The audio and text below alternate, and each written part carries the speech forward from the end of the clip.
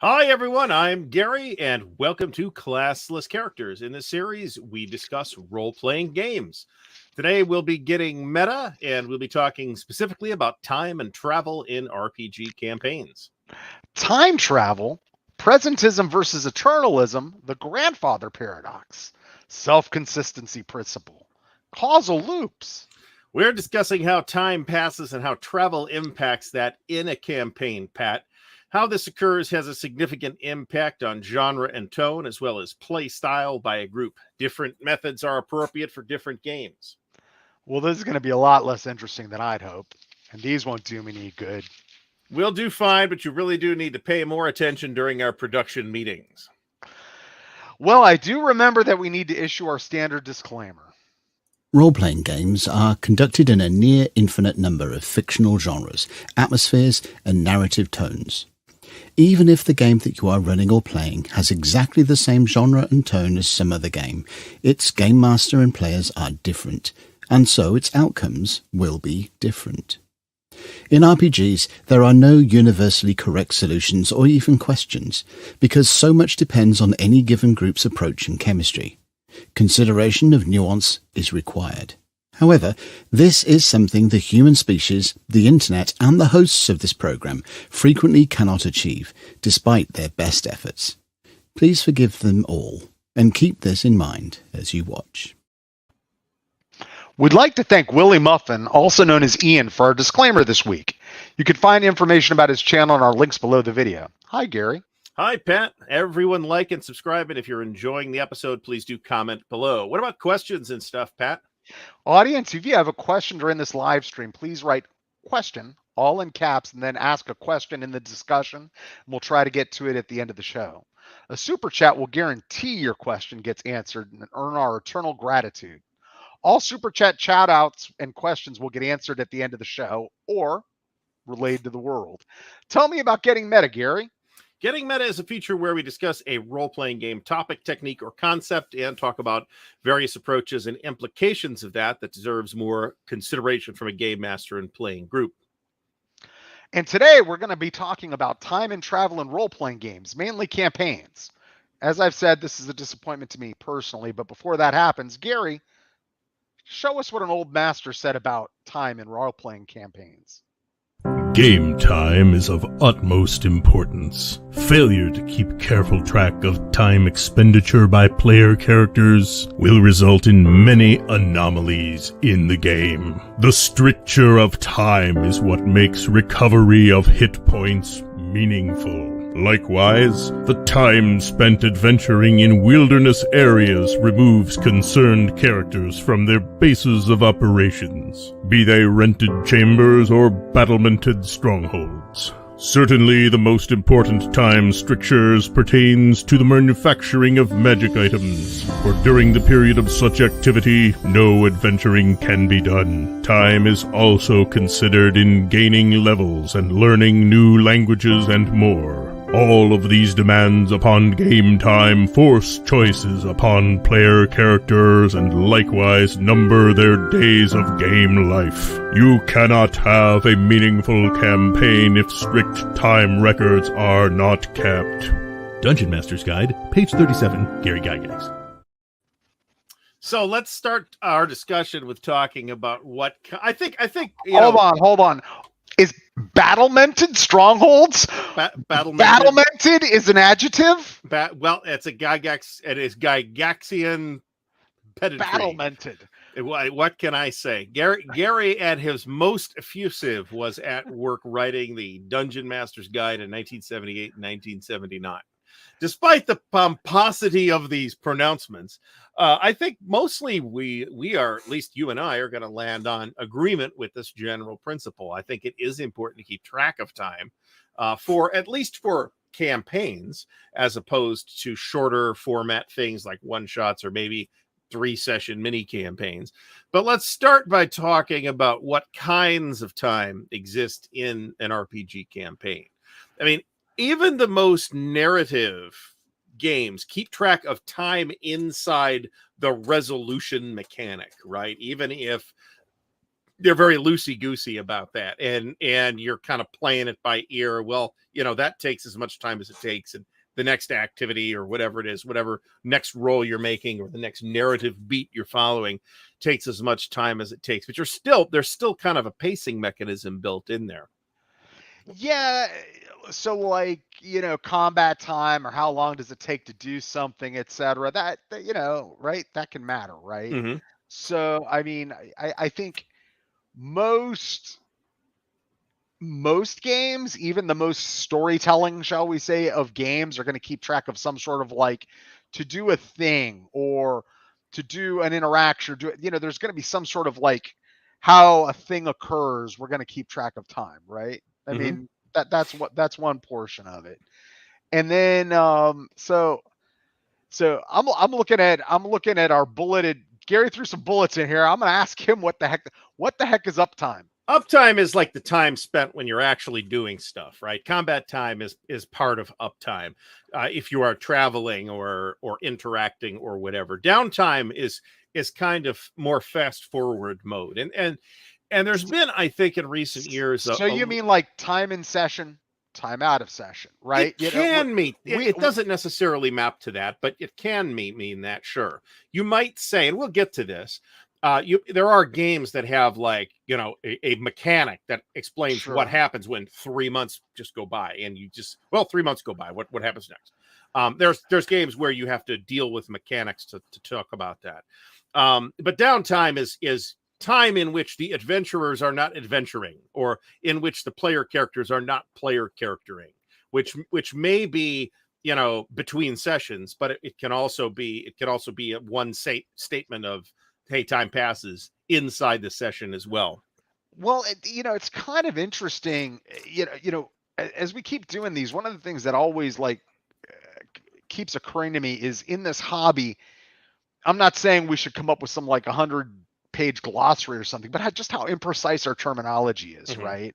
So like, what do we mean by like down, Mm-hmm. so, a good, to me, I look at it as like, are we playing a session or not, right? If the characters decide to, visit a town and go to like, we're playing 5e or something, and they decide to go to a magical ice cream shop, and then, go to the, the mall to buy medieval items, they're playing their characters in session. So to me, that's not downtime. We're just that's like, not downtime. Right. So it just hit me when I saw the uptime, the downtime. I'm like, yeah. So we mean like, are we actively playing? Are we not playing? It could be a blend of both. The last thing, the last thing, timekeeping in one shots versus campaigns. Yeah, how do we approach those differently? I mean, I think the knee-jerk reaction might be for people to say, and like one shots, you don't really need to keep track of time except narratively, because they're normally quick, right? And there's some truth to that, but like I said before, even in highly narrativist games, you're still keeping track of things. If there's no combat rounds, maybe there's scenes and acts, and those are your measures of time.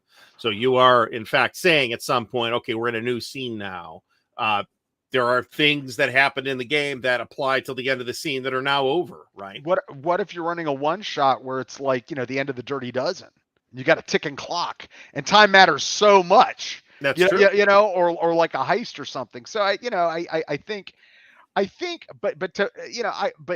without us being facetious, I think, I mean, we get where Gary's coming from. He's saying, look, if you're talking about a campaign, which is what he's speaking to, and we mean a shared world, a shared setting, interconnected adventures, whatever, wherever you're falling on that prism that is a campaign, right? I should say pendulum. He's like saying, like, look, you kind of can't do a campaign if the time doesn't pass in the world.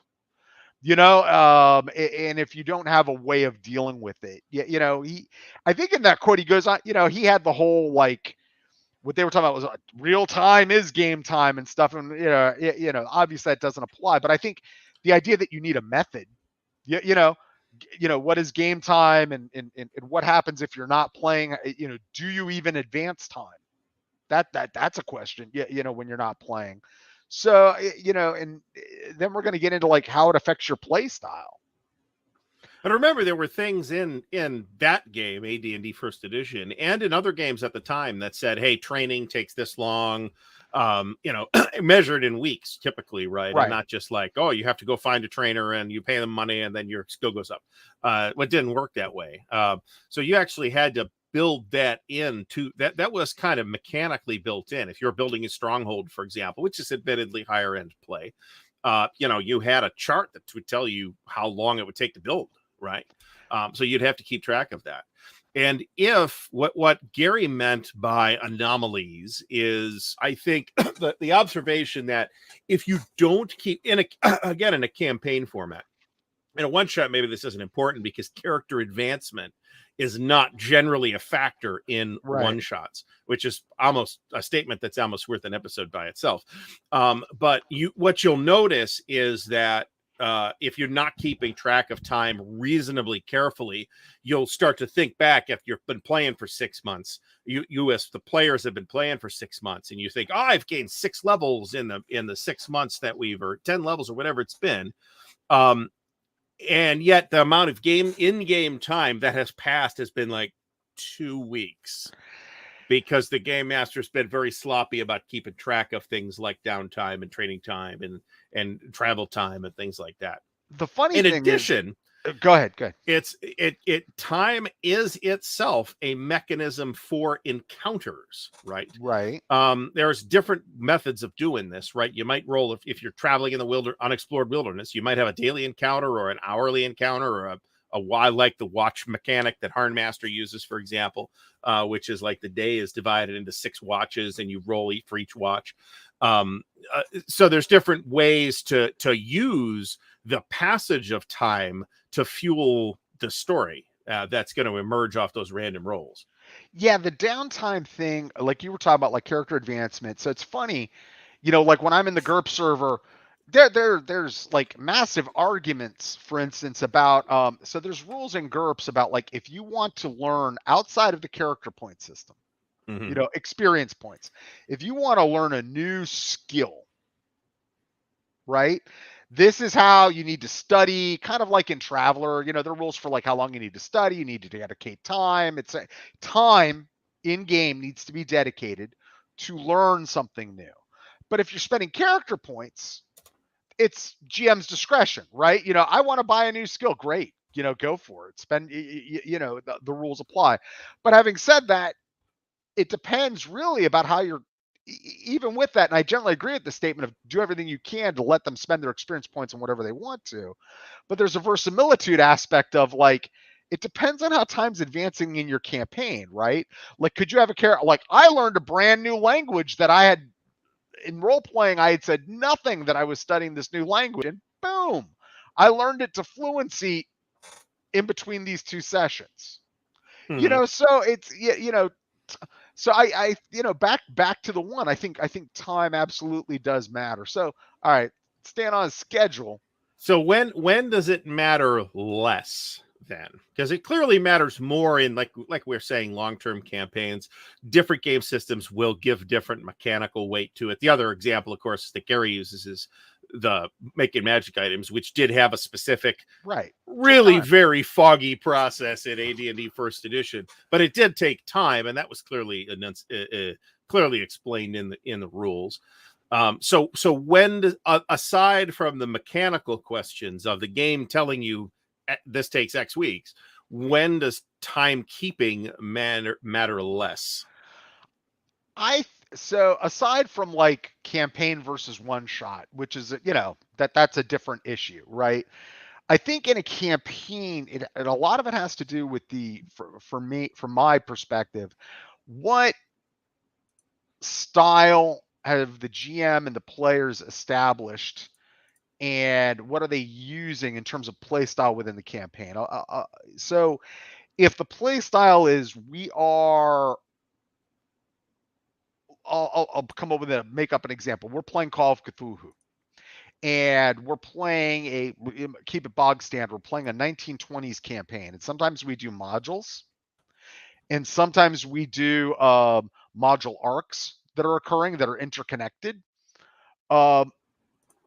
Generally speaking, those are more narratively focused. It's not always go from A to B and B to C and C to D. You know, things can change. Everybody can maneuver, but essentially there's an arc, right? So in that type of campaign, there's, let's say you and I were talking about, you know, as we actually prepare for these folks, we actually rehearse a little bit, you know, so let's say the player characters are in Boston or Arkham, because it's Cthulhu, and they need, before they take their next step, they need an answer from what do we say, Professor Schlossenheim. Professor Schlitzendorf in Berlin. Right, in Berlin. And it's the 20s. So there's two ways you can get in touch with Professor Schlossenheim, right? You could mail it, or you could write him a letter, or you could send him a telegram. Maybe you could ring him up on the phone exchange. Okay? So if for whatever reason, if Professor Schlossendorf does have a telephone, but there's nobody there, you're left with telegram or letter. Okay?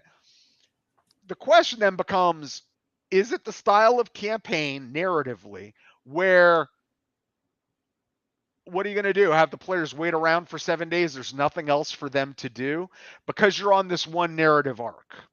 So then the game master hits a fast forward button along with the players for, you know, as we await Professor Schlossenheim's response.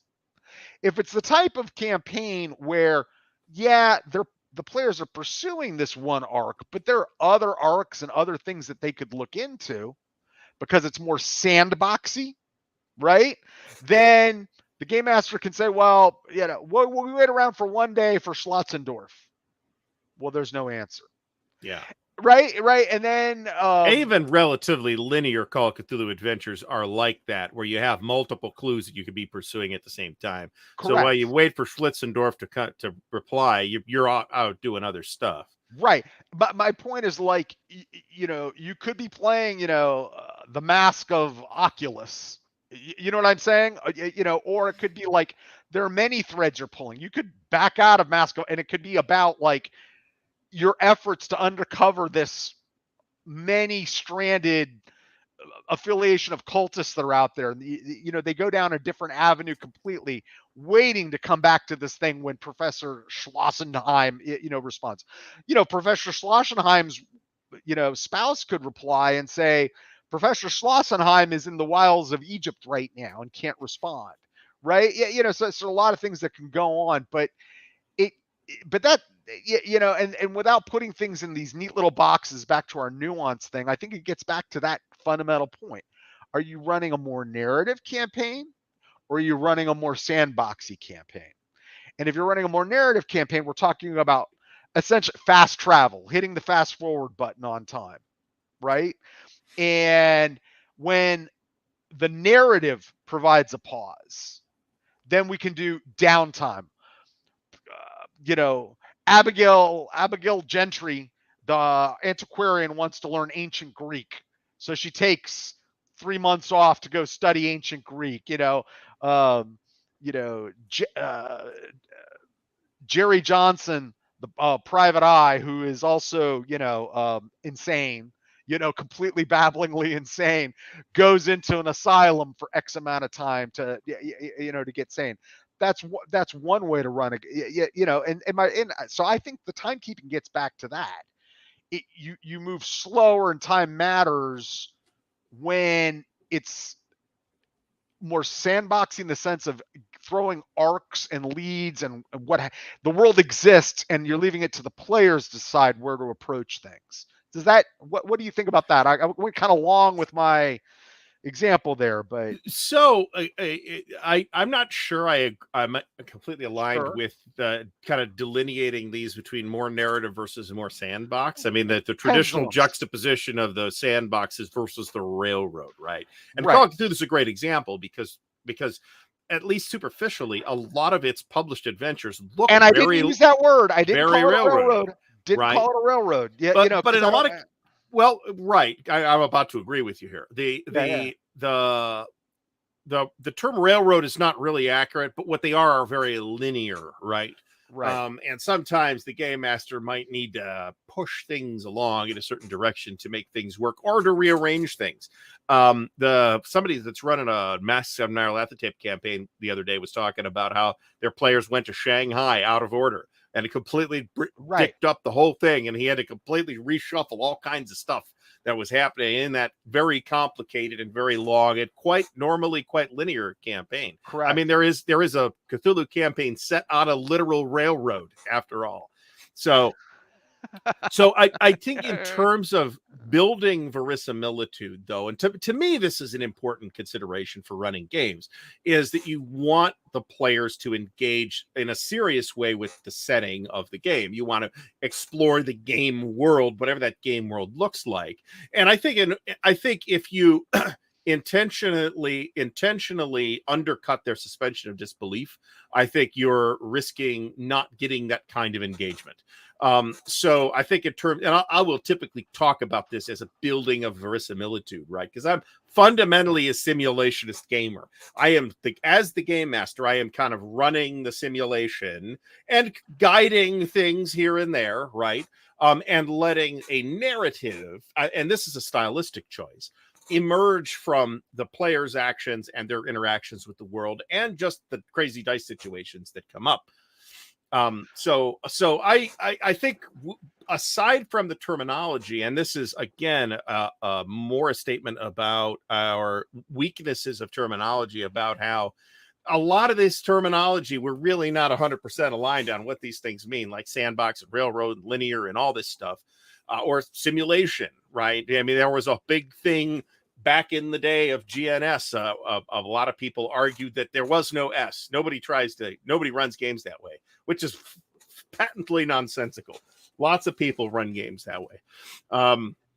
No one purely runs a game in any No. one of those fashions. That's absolutely Right. true. But that was acknowledged even at the time, and we should actually it'd be worth exploring that topic, that whole GNS topic thing. But I don't know what the state of that discussion is either, because nobody's touched it in a long time. So then, aside from now, recognize that there are many games, and we've made some examples already, that have explicit mechanics built around the passage of time. Okay, Right. We've got D&D, and it's time to make magic items, and time to do training, and time to build fortresses, and that kind of stuff. And actually, frankly, there's a couple of spells that take like a not inconsiderable amount of time to either cast or deal with. Right. And some games will explicitly detail this is how time Yes. passes in this game. Right. Yes. Exactly. Right. And there are games in which the downtime, and this is becoming increasingly common, in which there is an explicit mechanic for downtime. I think my first introduction to this was Ars Magica, Right. but Pendragon had Yep. the idea in it as well, and Pendragon predates Ars Magica by several years at least, by about 5 years, I think. I think Ars Magica first edition was 1987, and Pendragon was about 1983 or 84. So Pendragon is the Arthurian Knights game, and you had like an adventuring season, and the assumption was that you were going to go on an adventure about once a year, and then after the adventuring season, you would have a winter season where you would go back to your castle or tower or whatever it was, and you would rule it and do rulery things for that year. And then the next year you would go and have another adventure, probably, right? And Ars Magic is kind of built the same way, except it's a little more flexible in the sense that you have an adventure, and then time passes and you do seasonal activities until the next adventure comes up. And those seasonal activities include the whole gamut of wizardy things to do, like studying new spells, learning from books, training your apprentice, making magic items, empowering your familiar, maintaining your little stronghold. That's a big part of the campaign. We'll eventually do a show on Ars Magica too. But and then in Traveler, of course, you have a timekeeping mechanism too. It takes a week to jump. Right. And then you may have, there was an actual equation involving, I believe, a cube root in Classic Traveler to determine the travel time from like planet to planet inside a system. nobody used that. You say it takes 2 days or whatever, right? You roll a die, Right, roll yeah, a yeah. die. It's 1D days or hours or whatever it is to get outside the jump exclusion radius or whatever it is. So you're tracking time that way, and you have to do like periodic ship maintenance too. Well, you were there, kind Mhm. of. The last Traveler campaign I ran that Gary left. I'm just kidding, man. Because he didn't have time.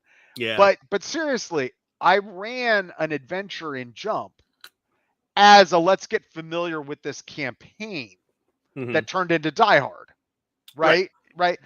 But I made clear through the mechanics that we were using, while doing that, it was getting people used to later on when there's downtime.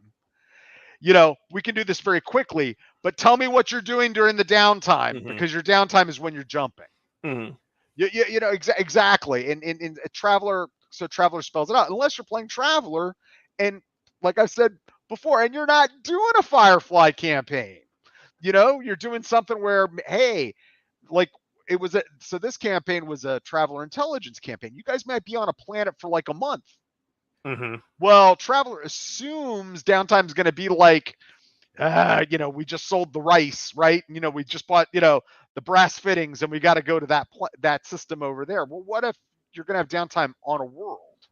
Mhm. How you had all, that's outside of narrative time. So Mhm. but back to my point, that's what I meant. I think we're talking about, instead of it being GNS, there's a pendulum going on here, Mhm. right? And things that are more narratively driven, not necessarily a railroad, more narratively driven, you need to track time, but you're going to deal with it differently than when the players are making all the choices. So here's a cross example I will give you. I played in several Call of Cthulhu games where the GM was trying to run something more open worldy. Things are happening all around. The problem is there was inadequate prep to back up the improvisation that was needed. So what would happen is, you can't take the illusionist approach in Call of Cthulhu of Gary's like, well, I'm going to interview Mr. Gillespie, the widower of Mrs. Gillespie. And I can't then decide, okay, let me give up a clue here because you're expending the energy to go in. You know what I mean? You need to have like the associations and who knows who and the clues kind of figured out in your prep. Even if the players go off the rails. So what it turned into was a campaign where the players, even though they didn't want to, lost interest because it became evident that wherever they expended their effort, the investigation would succeed. If that makes sense. So in terms of time in that, and then there becomes a pressure on the game master to like, well, you guys are waiting for, back to our Dr. Schlitzendorf. Is the game master just going to sit there if they decide to do nothing? We're just going to sit here for 3 hours? Probably no. I mean, Right. I guess you could, but that seems like a suboptimal way. Okay, well, you got a reply 3 days later. I mean, if that is like the only thing your players had to do, maybe they need some more things to do. Right, which gets back to the pendulum thing, right? So if there was a culture at the table of a narrative campaign moving forward, the players may not think let's back off, or there may be nothing happening where they can back off and investigate like some completely different arc, so you've got to, so we're back to like, where are you somewhere in that spectrum that exists? And that's kind of where your time has to flow. So what else do we have in our? And of course, there are game worlds that have calendars built into them, right? The Gloranthan calendar was mentioned, which is like literally an actual calendar with different pictures for each month. You can put it on the wall. There's also a Harn calendar, which it's important for both settings, actually, because religion is important in both settings.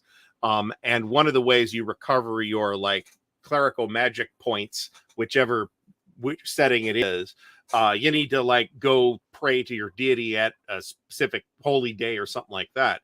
And so there needs to be a calendar to tell you when those holy days are, right? I did that for my at Magia Inventionist, so that my GURPS Low Fantasy campaign, where I mean the first thing I did was make clear this isn't Earth, right? So I built the world, and there were moons and there were cycles and all that sort of stuff. And then I wrote a unique calendar, based on culture, etc. And I but it was with that purpose of, like, when I looked back, I'm like, okay, so the planet has 3 moons. One's visible during the day, one's visible during the night, and there's a third larger moon that 200 days out of the year advents, and comes into view and then leaves. And this affects a lot of belief systems. There's worship based around that. So using using some Traveler World Physics stuff, you know what I mean, to step back and then say, well, what kind of cosmology is going to be going on here that's going to be driving belief systems and magic and stuff like that. But then again, so I also developed a specific calendar to underline this is a different world, to just underline that to the players. And frankly, the system I'm using in this campaign, because it's very, where do you guys want to go? What do you guys want to do? They're engaging with a world that they're discovering. They've crossed a large ocean and are essentially exploring an unknown continent, leading an expedition. So there's a settlement, really like almost like a factory where they've landed. You know what I mean? They're trying to establish as an encampment while at the same time exploring locally, trying to make a profit. So what I did with that is just a day is a day. A day in session is a day out of session, unless the players take a break, and then we could advance the time clock. And I take advantage of modern technology, which adds into this whole thing we're talking about. So a lot of the encampment activities, things that would be boring for in-session play, but are important to the endeavors of the characters in the campaign, like, we need abattis, we need a defensible position here, we need to improve this, we need to improve that, which their skill rolls will impact, I can do in a Discord server. And I do that during the 2 weeks we're not playing. So while Group A was out exploring and adventuring and doing things, whoever is at Group B, the encampment, so we have 5, these things can happen over these multiple day periods. So let's figure out what happens. It's boring in person, but it's kind of interesting from the modern version of play by post, which is, doing it in a Discord server. So that's a way to handle it. But I find it gets back to Gary's original point of, if those two things didn't sync up, there'd be problems. If we built something where by essence there are some player characters in one location and some player characters in another, we need to know what time cycle is on for both groups at the same time. Okay. Well, and as you touched on, travel is a big component, right? In your current campaign, there's been a lot of traveling. How do you handle that? Do you handle it on a shift by shift or day by day or whatever the encounter interval is basis? Or do you say, hey, the amount of travel you have to get on a ship and a month's going to pass? You're probably not going to have people go through day by day or shift by shift for 30 days or more for long periods to reflect like an accurate idea about the travel time. Is at some point you're probably going to push the fast forward button a little bit on that kind of journey.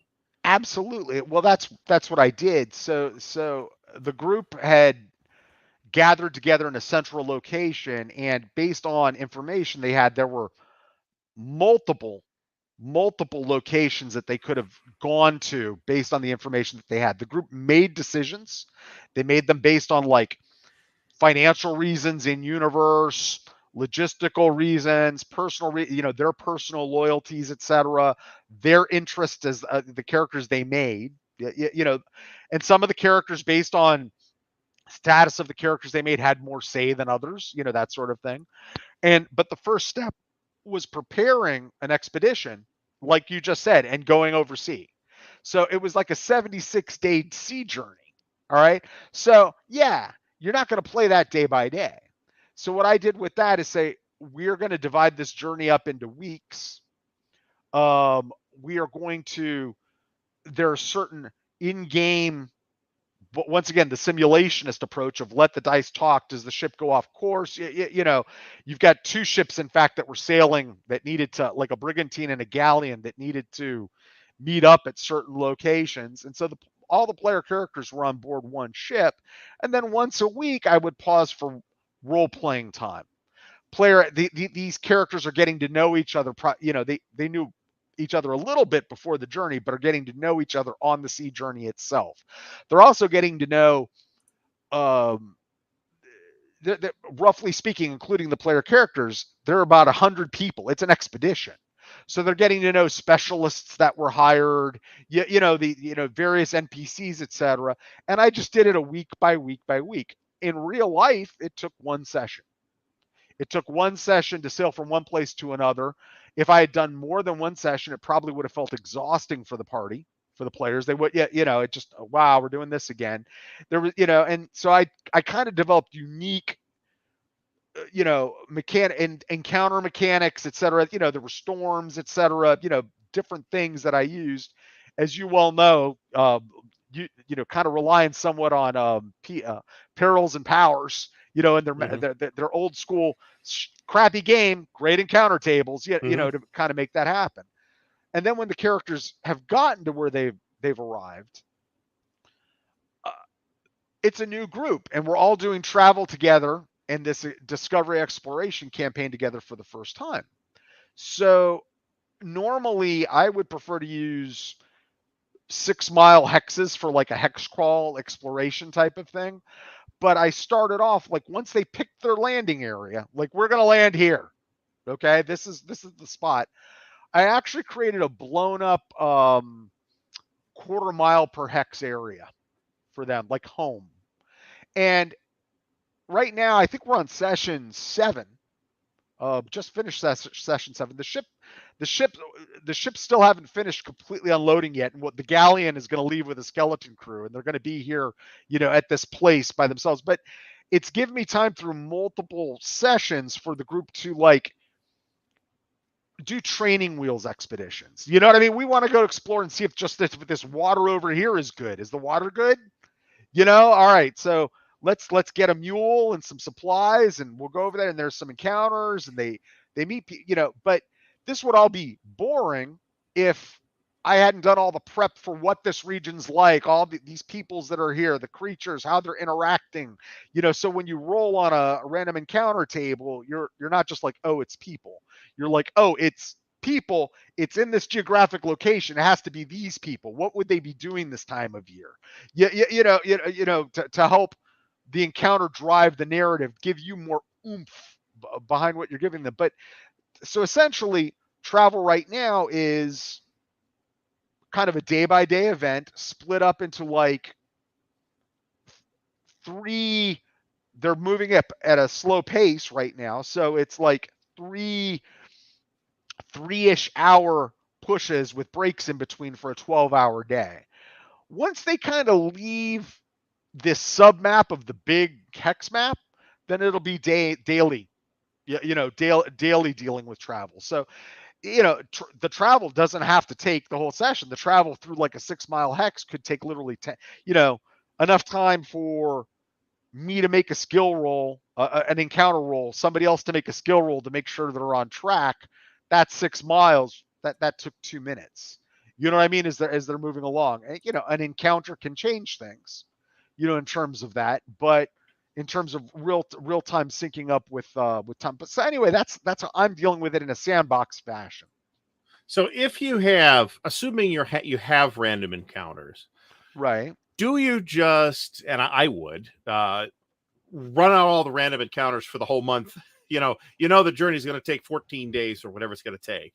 You just have a 14 days worth of random encounters ready to go. So you could say, okay, 3 days pass and then this thing happens, rather than having to actually roll each time. I mean, I would probably try to prep that in advance. When I was running Harnmaster years ago, I actually found, I don't know if this is available or not anymore, but there was a program that let you generate the Harnick weather.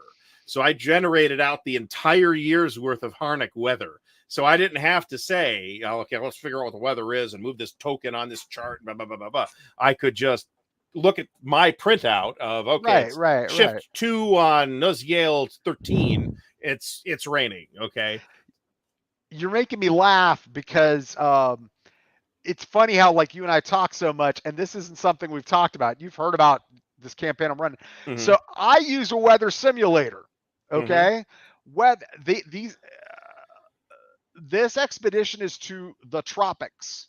There are jungles. Yeah, it's a very one of my goals with they chose to go here and not go north or go across a desert. But my goal here was to have non-typical fantasy, medieval Europe-y, furrows and hills type of setting. I wanted something more R.E. Howard, more whatever. Well, so, weather matters.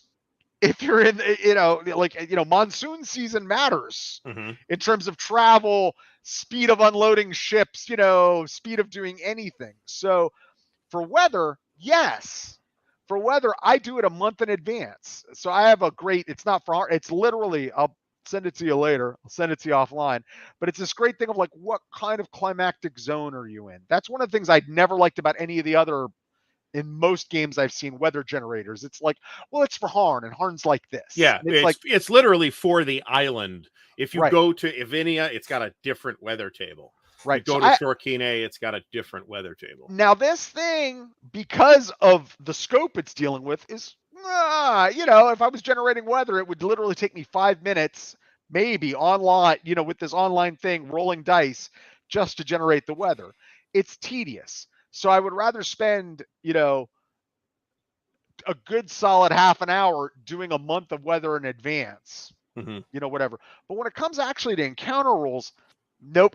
What I do is I may, so for instance, powers and perils. I'll give you an example. One of the things, the reason I swear by for the campaign I'm running, its encounter tables, is it deals with so many climactic zones.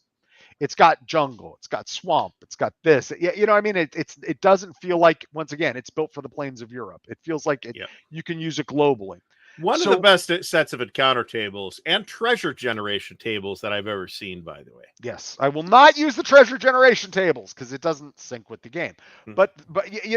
So what I did is eventually, so the player's in an area where right now you could say it's like beach becoming tropical, but there's swamp and whatever. So what I just made the master decision to say, essentially they're in something that we would call swamp, okay, by this game's definition. And slowly, as I've made creatures in time, I've substituted things. So for instance, the table had dogs, wild dogs. So in this setting, there are these more dire-like dogs that are called Periene that have spots. They're like hyena looking in terms of their markings, but they are indeed canines, and they're fictional dire wolf sized, right? So they became the entry there, and I've got the creature swarm. So that they show up. These are the dogs. These are the dogs here. I've got one. I hope none of my players are watching this. Big surprise. But there's another type of creature that's like an oversized, like 7 foot long on average opossum sort of creature, that's that sharp teeth and just stuff to make the world different and whatever. But I like the surprise as much as the players getting the surprise with actual encounters. I like and that's seasoned to taste. I like the juice of, wow, in this campaign, the characters had just made first contact. So, and they made first contact through the dice. They were in a certain area. I finally, on these tables, which are very accurate with that sort of thing, I think in terms of the odds, They finally, it was like, oh, it's people contact. Well, I liked the challenge of they're meeting people. Why would they meet people? And I don't like rolling it in advance, because in this kind of campaign, you don't know where they're going to be geographically. You follow what I'm saying? So if I prepared a people encounter and they weren't in this location geographically, the people encounter I might have prepared for this thing I rolled in advance wouldn't make any sense based on where I knew this group, this culture's over here. This culture's over. You know what I'm saying? It had to be an on-the-spot decision because that's where they went. Does that kind of answer that's a long answer, but does that answer your question? Yeah, I think so. And I think we've probably adequately covered our last bullet point as well, which was about considerations that a GM and a group regarding time before starting a campaign. I think we've adequately mined that idea too. So I think it is time to go to the last word. All right. Are we done? So I think it's time for the last word. But audience, remember, if you have a question, please write question, all in caps, and write a question on this discussion. We'll try to get to it at the end of the show. Now, Gary, what's your last word? So I like I mentioned, I see myself, and I think frankly that some of this is wargaming background, but not all of it, right? I'm also into like super detailed worlds, right? And immersion into those worlds. And to me, a fundamental part of that is kind of keeping track of time, right? And keeping track of seasons and things like that. And I've noticed that a lot of the games that I favor have the kind of games I'm looking at now, right? Like Ars Magica and Traveler and RuneQuest and a couple of other things. They all have some level of mechanics that deal with the passage of time. So I've actually always agreed with Gary's original DMG statement about it's important to keep track of that. I mean, and you know what, in the grand scheme of things, if you lose or put an extra task mark or checkbox or whatever a couple of months down the line, and I think I added an extra week in there. Well, you just kind of hand wave at that kind of thing happens, and you can just kind of build it into the narrative, But I've always felt that it's very important to say nothing of travel, right? It's like I want to have some idea of, okay, here's, we're traveling 62 miles to the wilderness. How long is that going to take, right? Is there a road? Is there not a road? And it works its way into a lot of other questions about the structure of your setting, right? Maybe there's teleportation in your setting, right? It's psionic teleportation, right? You're playing in the stars, my destination. And so travel is essentially irrelevant, right? You're just teleporting everywhere. But even so, there's going to be other things in that world that lead you to want to keep track of time. As I think we said, it's, if you're just running a one shot, then it's not even that's not important. It's that it moves way down on the list of priorities, because you want, and a one shot, it's a one shot, right? You're not going to get to do this again. You want kind of to maximize the intensity of the experience. And I, as a game master, would want to focus on that more than I'd want to focus on, the minutia of timekeeping. But it's also unlikely to come up in the context of a one shot too, unless it's a pretty weird one shot. Or a more extended mini campaign type of format where you really need to keep track of that amount of time. So that's pretty much my last word. Pat, what's your last word? I think time in a campaign always matters. I think the way you deal with it is going to depend, how you track it and how you advance it in session and out of session is going to absolutely, nuance. It's going to depend on the setting. It's going to depend on the tone, and it's going to depend on the play style. And I think the primary, but not only thing that's going to drive that is that arc between narrativist-ish, more narrative game, and something that's a little more open world / sandboxy. Because of that nature of that open world sandboxiness, everybody has to kind of be a little more careful about tracking the time, because time can get away from everybody. Whereas something where it's a little more of a clean, clear narrative, there's cleanness to a narrative, is going to kind of tell you about advancing time within a campaign, and it kind of informed those decisions. And there's also, frankly, I think a feeling of like an operational pause, like when you get done with a module or you get done with a module arc, it feels like it's time for downtime. Whereas if you're playing something that's more sandboxy and open world, it's like, well, when is an adventure over? When does an adventure begin? In that sense of a module, or something like that. It's just, something happens because the players pursue something and then they pursue it, until they're out. So I think back to your uptime, downtime, there's less, you get grayer in those campaigns about what is uptime and downtime. So within all that, my mealy mouth, nuancing of all this stuff, I think those are the prime factors looking at with time. But having said that, I think Gary was 100% right that if you're going to run a campaign, boy, you better figure out what you're going to be doing with time. Okay, great. That's fantastic. So let us move on to Q&A time. Our first question is from Jeff Beeler, this is a good question, actually, and I'm glad we're going to get a chance to address this. Says there's like 12 people. We were up to like 18 at one point, but right now there's 13 people in the chat, so why not take questions as they come? And the reason why is when we talked about how we wanted to handle this show, with the realization that it was going to be a conversational show, we didn't necessarily want to disrupt that flow of conversation with addressing questions as they came up. So we decided we were going to be a little more structured about it. Jeff, I would not do a show. I don't want to do a show where you're theoretically talking about a topic, but then you just answer questions. Because when you do that, you don't talk about the topic. You just answer the questions, and the questions take you where the topic is, which I'm cool with because I'm a role player.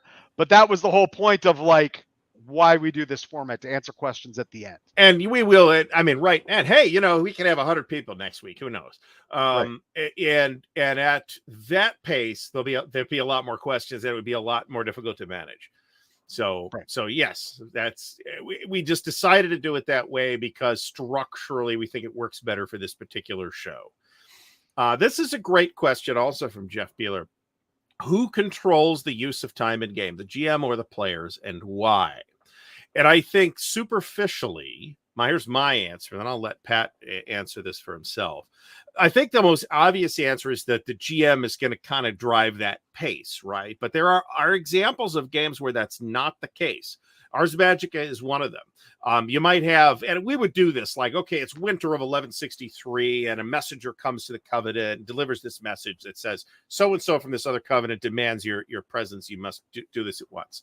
And it's the players called as to how they're going to respond to that. It's a winter of 1163. Are they going to like put the coats and boots on and start marching across France to the other covenant to talk to this powerful wizard? Or are they going to say, no, the hell with that guy. I'm busy. I got stuff to do. We'll come see him next fall. How about that? So Ars Magica specifically gives the players a lot of not narrative control, but time over the calendar and over the pacing of events. I always tried to run it as where I was forcing the players to make decisions about where their time was going to go, right? Because eventually they get old and die. That's built into the game. You play a wizard, eventually you take an apprentice, and eventually you're playing the apprentice, right? That's what it was. Same with Pendragon. With Pendragon, yeah, except it's an heir and you got to get married and stuff like that. Yeah. It depends on the game. I think usually it is the game master, but there are exceptions where the players exert a lot of control over the flow of time. I think I agree with you completely. The only caveat I would add is indirectly, not directly, indirectly, I think the players have great influence on the use of time. How you handle time in any given game, it has so much to do with the tone, how you get on those paradigms. It's, you know what I'm saying? That the player's reaction, what they want to do, what makes them happy within the campaign is going to influence that tremendously. Although they're not directly saying we're going to handle time this way. The GM may alter based on what's going on with the players. Okay. What do we got next? Here's it's also from Jeff Beeler. What in-game mechanics can allow the players to ignore the passage of time? I think there's some kind of, I mean, I've seen spells in some that kind of take you out of time. They freeze you in some sort of stasis block for a time. Certainly there are science fiction things like that, like Larry Niven's stasis boxes that I could think of that would essentially do that. I think maybe more of what the question is being directed at, though, is how do you affect, let's say, for example, you have a player who's going to, Mexico for 3 weeks and he's not going to be there. How do you handle the passage of that character's time during the player's absence, right? My inclination would be simply to say, okay, well, so-and-so, the character is going to be off visiting his former teacher or whatever during these 3 sessions or however long it's going to be. But time passes for that individual, right? If it's a game that, or for something like Ars Magica, somebody that's going to be out for a couple of weeks might just say, okay, here's my list of the next 6 seasons worth of activities that I'm going to do, however much of that we get through while I'm gone, go ahead and do that. And then that individual wizard would be up in a tower studying, and maybe the game master, if something comes up where that player or that character would need to be spoken to, the game master would have to cover that. So I kind of think that answers the question, sort of. What do you think, Pat? I actually had to think very seriously about this one. So given the fact that there were 2 groups of characters, the characters are in a world where if they wanted to make someone from where they are from originally, there would be no way for them to come out without busting verisimilitude. There is no magic travel. There is none of that sort of stuff. So I had every character. So at the start of the campaign, I said everybody's going to make 2 characters, and you need to have them with Group A or Group B. In fact, we lost a player due to real life circumstances, and what I did was say they're parked, and if other people want to use them or play them, they can. I might eventually write them out. But in terms of players who aren't able to make a session or anything, it provides that every player in the campaign has a finger in each pie of action that's moving forward. So like last week I had a play. So we just played. The week before we were missing a player. That player had 1 character that was going out on an expedition. Okay. So he was an NPC. And when the player got back at the beginning of the next session, he played the character. But this is the type of campaign where we don't, if everybody can't make it, we don't play. I don't play that way. And it's not the kind of campaign where, if something happened to my character while I wasn't there, it'd break my heart. It just can't work that way. And that's more of a personal feelings of the group thing where it's like, well, if you do that as adults, you'll probably never play. Someone's going to miss something. People have busy lives. People get new jobs, etc. So the other choice is to completely say, I don't want to play this kind of campaign. I want to play something completely different to match real life, which is a viable choice. What's the next question? Does the show last 60 minutes? So 60 minutes is actually our target, but we also expect to run something like 5, 10, maybe 15 minutes over that. So kind of 75 minutes is really kind of our time cap, more than 60 minutes. So, and I think we have always run at least a little bit over, I believe. You have anything to add to that, Pat? Not really. Okay. So here's a good question by Yoash the Juggler. Can I have a definition of a narrative campaign? Because my definition doesn't necessarily oppose the sandbox format. Is Masks of Nyarlathotep a narrative or sandbox or neither? So I don't think that this is why I'm trying to be cagey about rolling out this technology, this terminology. I almost said technology because I've been doing a lot of Traveler lately. So narrative is something that should be in every campaign. Okay. A lot of times when we say this is a narrative game, what we mean is that there are narrative mechanics that allow you to specifically drive the narrative mechanically, rather than letting the narrative emerge from the interaction of the players and the rules of the world and all that other stuff. So I think that's where the terminology is bogging us down here, because I think every decent campaign anyway has narrative in it, right? You tell me about your character, right? You've got a story about some character, right? That is a thing that I emerged out of play, right? Whether it was through direct mechanical intervention or whether it was through it just happened, right? Because that's how the dice came out, right? I mean, I've got years worth of Rollmaster stories of wacky shit that happened because that's just how the dice came out, right? So I don't think narrative and sandbox are at opposite ends of a spectrum. And I do think that to some extent, any RPG session has sandbox elements to it. There may not be strong sandbox elements if it is something. I don't want to say Massive Nyarlathotep. I'd rather use Horror on the Orient Express, the campaign that is on a literal railroad to Istanbul, right? It is a linear game, right? And frankly, a lot of Call of Cthulhu adventures and campaigns are really linear, and that doesn't make them bad.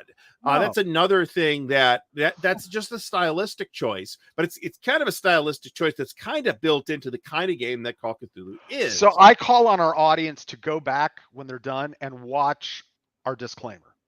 Okay? This is not like a narrative versus sandbox or anything like that. There are ways of running a campaign that are going to naturally, based on the genre, tone, style, and setting, verge in different directions, and it's perfectly natural because different genres request different things. All right. Last question. When Doomarest went to Aeschylus to seek out the rumored Earth Study Group, was that downtime or an adventure? Now, I've read the first of these books, but there's like 40 of them. So I don't know what book that's in reference to. And the question is, do we see what Doomarest is doing? When do we get the narration of what I got a better example for you. And I'm talking about the book and not the movie, because in the movie it's paced differently. So Gandalf leaves the Shire, telling Frodo to get ready to leave with the ring and take Sam with you and maybe some other people, right? And then he's going to come back, but he doesn't show back up. Gandalf's in downtime at this point because the spotlight is not on Gandalf. Later on, they run into Gandalf at, probably months later at Rivendell, and Gandalf then launches into this big flashback story of, I went to see Saruman, and he's a jerk now, and he kept me captive on the top floor of the tower for all this time, and I just got loose. That's downtime, because we didn't see Gandalf doing that when he was doing that. We got to hear about it later. And maybe something interesting happened in downtime that you then recap with a flashback. So my thought is that's a book, not a role-playing game. Well, that's true, but right. In both these questions, it depends. There's an interactive aspect to it. Yeah. The game master and 5 other people get to make a decision about what's uptime and downtime. Yes, that's true. And if you want to handle it where you just, generally speaking, players will follow game master lead on this, right? If they, okay, 2 weeks pass, because I don't want to deal with that. I want to get to the interesting thing that's going to happen in 2 weeks or whatever, right? And maybe the players are exerting more control over that, and maybe they're not. But the question is it time spent adventuring, right? Right. That's what makes it downtime. If it's not time spent adventuring, it's time doing other stuff. Sometimes there's one of the Conan, I forget which Conan RPG, Has a downtime rule. Modifius has the carousing rule that you do, where when you're done with an adventure, you actually go and you carouse and you spend money. And like half spread your money yourself- goes away. Right. Because that's what Conan did, right? Right. And for me, that's a mechanical preference. Like, I don't prefer games that tell me do this thing to replicate this fiction. You know, like if the group goes out to carouse, the group goes out to carouse. But that's taste, right? That's seasoning to taste. Yeah. Yeah. Well, we could talk at length about that mechanic some other time. So that was our last question. So we are now segueing into the farewell segment. Are we done, Doctor? We're done, Sarah Jane. Please join us in 2 weeks on Sunday, July 24th for our next episode. We will be talking about building a setting and campaign from scratch. Goodbye, and keep your characters classless.